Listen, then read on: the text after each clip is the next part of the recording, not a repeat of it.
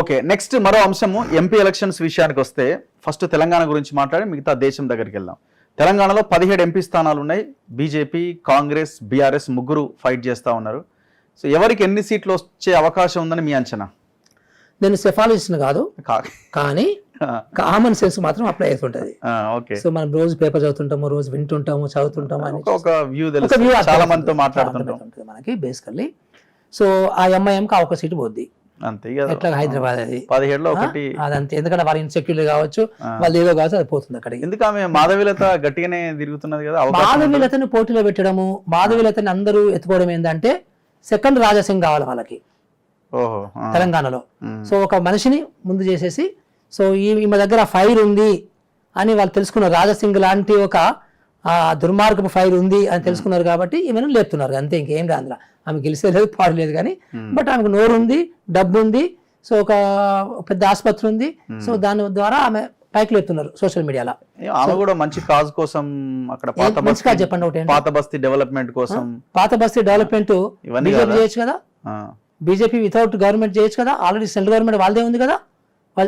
అసలు మీకు అర్థం కాదు ఏంటంటే బీజేపీ వాళ్ళు ఏమంటున్నారు, వాళ్ళు ముస్లింస్ జీరో చేయమంటున్నారు. ఇంకా పాత బస్తీ డెవలప్మెంట్ గురించి ఆమె ఏం మాట్లాడుతుంది అర్థం కాదు. అక్కడ ఆమె ఎంపీ చేస్తే, ఆమె ఎంపీ గెలిస్తే పాత బస్తీ డెవలప్మెంట్ అయిద్దా? ఉత్తగా మాట్లాడతారు, ఉత్త బూతులు మాట్లాడతారు వీళ్ళు, ఉత్త అబద్ధాలు మాట్లాడతారు వీళ్ళు. అసలు వాళ్ళకి ముస్లిం అంటేనే పడదు కదా. సో అలాంటి సిచ్యువేషన్లో పాత బస్తీని ఆమె ఎందుకు డెవలప్మెంట్ చేస్తుంది అబ్బా? చేస్తే మరి ఇప్పుడు చేస్తలేదు. ఇప్పుడు వాళ్ళ గవర్నమెంట్ ఉంది కదా, ఇవన్నీ లాజికల్ థింక్ చేసి నాకు అర్థమైపోతాయి కదా, వెరీ సింపుల్ గా. సో సెకండ్ రాజాసింగ్ గురించి మాత్రమే మాధవీలతను లేపుతున్నారు తప్ప ఇంకా అందులో ఏం లేదు. మీలాంటి వాళ్ళు కూడా చాలా సందర్భాల్లో ఓవైసీ, మోడీ వీళ్ళంతా ఒకటే మీరు అంటూ ఉంటారు కదా, మరి వాళ్ళు గట్టి ఫైట్ ఇచ్చే ప్రయత్నం చేస్తున్నారు కదా ఒక క్యాండిడేట్ ని పెట్టి. మన దేశంలో రాజకీయ నాయకులు ఎట్లా ఉంటారంటే వాళ్ళు మాట్లాడే దానికి అది ఏ పార్టీ అయినా కావచ్చు, సో ఇంక్లూడింగ్ మన లేటెస్ట్ హీరో కూడా కావచ్చు, సో అందరు కూడా ఏంటంటే వాళ్ళకి ఆ నోటికి ఒక అర్థం ఉండదు, పర్థం ఉండదు, అబద్ధాలు ఆడతారు రాజకీయ నాయకులు. సో ప్రతి సిచ్యువేషన్ని, ప్రతి సన్నివేశాన్ని, ప్రతి పరిస్థితిని వాడుకుంటారు అంతే తప్ప వీళ్ళకి ఎవరికి కూడా అది లేదు. సో ఈ మధ్య కాలంలో బీజేపీ దాన్ని పరాకాష్ఠకు తీసుకెళ్తుంది. మన బీఆర్ఎస్ ఎట్లా పరాకాష్ఠకు తీసుకెళ్లాడో బోల్తా వాడ్డో, అదే ఆ పరాకాష్ఠ ఇప్పుడు బీజేపీ చేస్తుంది. సో ఇప్పుడు 17లో ఒకటి 16 ఒకటి పోతే 16 నేను అనుకుంటాను 1, 2 మాక్సిమం 2 బీఆర్ఎస్కి వస్తాయి. 1 or 2 నేను 1 or none అనుకుంటున్నాను నేను. అంతే కూడా, అది కూడా కరెక్ట్ కావచ్చు, 1 or none కావచ్చు 100%. Yes exactly. సో బీజేపీ చూడాలి మనం. సో బీజేపీ యొక్క ప్రచారము, వాట్సాప్ యూనివర్సిటీ ప్రచారము, అబద్ధాల ప్రచారము, సో మోడీ గారి అబద్ధాల ప్రచారాలు, ఇవన్నీ ఎంత మేరకి ప్రజల్ని ప్రభావితం చేస్తారని చూడాలి. దాన్ని బట్టి నేను అనుకుంటాను వాళ్ళకి ఒక 2 నుంచి 7 వరకు అవకాశాలు ఉన్నాయి. గ్యాప్ ఎక్కువ పెట్టినారు, అర్థం కావట్లేదు. అది ఎందుకంటే సిచ్యువేషన్ చూస్తుంటే అంటే ఏ రకంగా వీళ్ళు కన్విన్స్ అవుతారు అనేది మనకి అర్థం కావట్లేదు. అంటే ప్రజలు చాలా తెలివైన వాళ్ళు. సో మీరు ఎప్పుడైనా జాగ్రత్తగా గమనించండి, నిశ్శబ్దంగా ప్రజలు ఉన్నారంటే సంథింగ్ ఏదో జరగబోతుంది అని అర్థం దానికి. సో అందుకని మీరు అన్నట్టుగా ఆ 2 to 7 అనేది అది పెద్ద గ్యాప్ అది. సో అది ఆ గ్యాప్ అట్లాగే మనకు అర్థం కాని గ్యాప్ అనమాట, అది అట్లాగే మనం తప్పదు కాదు.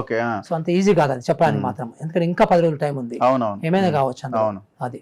సో మిగతా చోట్ల న్యాచురల్ గా కాంగ్రెస్ వచ్చే అవకాశం ఉంటాయి. సో బీజేపీ 2019లోనే వాళ్ళకి 4 సీట్లు వచ్చినాయి. ఎగ్జాక్ట్లీ, అవును. సో ఈసారి మోదీ వేవ్ ఒకటి చాలా బలంగా ఉంది తెలంగాణలో కూడా అని అంటారు. ఇప్పుడు మోదీ వేవ్ బలంగా ఉందా, బలంగా లేదా? ఈ మధ్య కాలంలో ఆయన ఎక్కువ అబద్ధాలు ఆడుతున్నాడు, అనవసరమైన అబద్ధాలు ఆడుతున్నాడు, ఒక పిచ్చి అబద్ధాలు ఆడుతున్నాడు అనే దాంట్లో కూడా మోడీ పడిపోతుంది. నెంబర్ 1. నెంబర్ 2, స్థానికంగా ఉన్నటువంటి ఆ నాయకులు అరవింద్ ఉన్నాడు. అసలు అరవింద్ ఎలాంటి రాజకీయ నాయకుడు, ఆయన ఎలాంటి మనిషి చూస్తే ఆయన మాట్లాడే పద్ధతి రాజాసింగ్ లాగా, అంటే ఆ మాట్లాడే పద్ధతి ఎట్లా ఉంటుందో అందరికీ తెలుసు. సో ఏదేదో మాట్లాడతారు ఆయన. సో స్థానికంగా నాకు తెలిసి, నేను ఈ మధ్యకాలం నిజామాబాద్ 2-3 మీటింగ్లు వెళ్ళాను. సో స్థానికంగా ఆయనకి చాలా నెగిటివ్గా ఉంది. సో అది పనిచేయడానికి అవకాశం ఉంటుంది. సో దెన్ మీకు కరీంనగర్లో చూస్తే సంజయ్ని చూస్తే, సో అక్కడ మీకు 3 పార్టీలు బలంగా ఉన్నవి. సో సహజంగా కూడా ఈ మధ్యకాలంలో ముస్లిమ్స్ ఏదో ఒక దానికి వాళ్ళు స్టిక్ అని అవుతారు, వాళ్ళ ఇన్సెక్యూరిటీస్ వాళ్ళకు ఉన్నాయి పాపం. సో ఆ ఇన్సెక్యూరిటీస్ వల్ల ఏదో ఒక పార్టీకి వాళ్ళు వేయడానికి అవకాశాలు ఉంటాయి. మోస్ట్ ప్రాబబ్లీ వాళ్ళు కాంగ్రెస్కి వేస్తారని అనుకుంటున్నాను, అంటే వాళ్ళ ఇన్సెక్యూరిటీ బేసిస్ మీద ప్రస్తుతానికి మనం చూస్తే. ఇట్లా ఈ రకమైనటువంటి సమీకరణాలు పనిచేసేసి మనకి అది డౌట్ఫుల్లే కరీంనగర్ కూడా. సో అట్లా మనకు రకరకాల డౌట్స్ అయితే ఇలా ఉన్నవి. సో ఇప్పుడు ఈ డబ్బు ప్రభావం ఎంతవరకు చూపిస్తుంది అనేది కూడా ఒక విషయం ఉంది.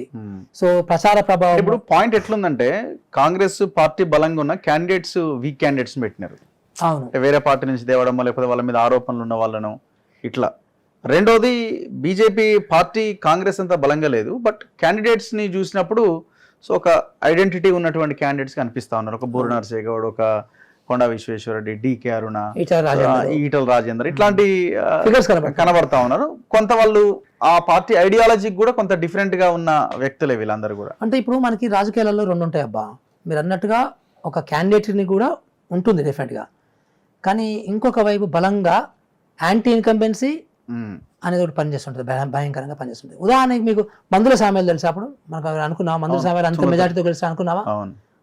కదా ఎట్లా గెలిచాడు ఆయన? అపోయింట్ అంత స్ట్రాంగ్ ఉన్నా కానీ. సో అన్ని సార్లు కూడా డబ్బు పనిచేయదు, అన్ని సార్లు కూడా అబద్ధాలు పనిచేయవు.